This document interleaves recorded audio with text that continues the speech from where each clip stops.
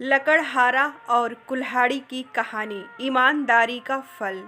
एक समय की बात है, एक गांव में एक लकड़हारा रहता है जो कि जंगल से लकड़ियों को काटकर उन्हें बाजार में बेचकर पैसे कमाता था। जो भी पैसे उसे लकड़ी बेचकर मिलते थे, वह उसी से अपना और अपने परिवार का पालन पोषण करता था। एक दिन वह जंगल में रोज की तरह लकड़ी काटने के लिए गया और नदी किनारे एक वृक्ष से लकड़ी काटने लगा। अचानक उसके हाथ से कुल्हाड़ी छूटकर नदी में गिर गई। इससे लकड़हारे को बहुत दुख हुआ और वह नदी में कुल्हाड़ी ढूंढने का प्रयत्न करने लगा, लेकिन उसे नदी में अपनी कुल्हाड़ी नहीं मिली। इस बात से लकड़हारा बहुत ज़्यादा दुखी था और वह नदी के किनारे बैठकर रोने लगा।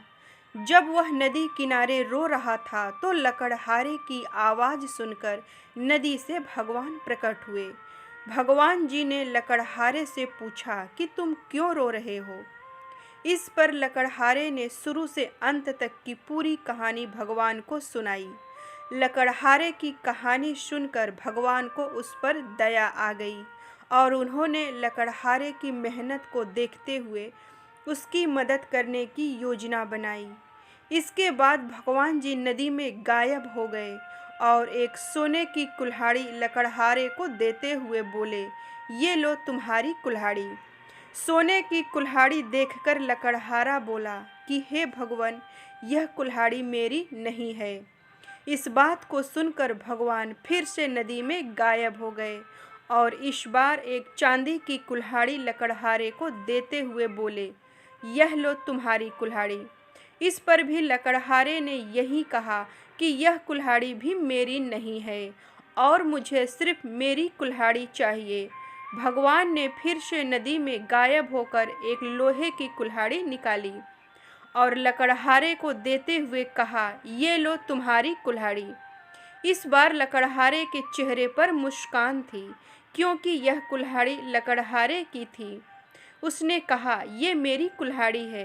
भगवान ने लकड़हारे की ईमानदारी से खुश होकर उसे सोने और चांदी दोनों कुल्हाड़ियाँ भी उसी लकड़हारे को दे दी। इससे लकड़हारा खुशी खुशी घर चला गया। लकड़हारे की इस कहानी से हमें यह सीख मिलती है कि हमें हमेशा अपनी ज़िंदगी को ईमानदारी से जीनी चाहिए, क्योंकि जीवन में ईमानदार व्यक्ति को कोई भी हरा नहीं सकता। तो दोस्तों, मेरी ये कहानी आप सबको कैसी लगी हमें कमेंट में ज़रूर बताएं। मेरी कहानी सुनने के लिए आप सबका बहुत बहुत धन्यवाद।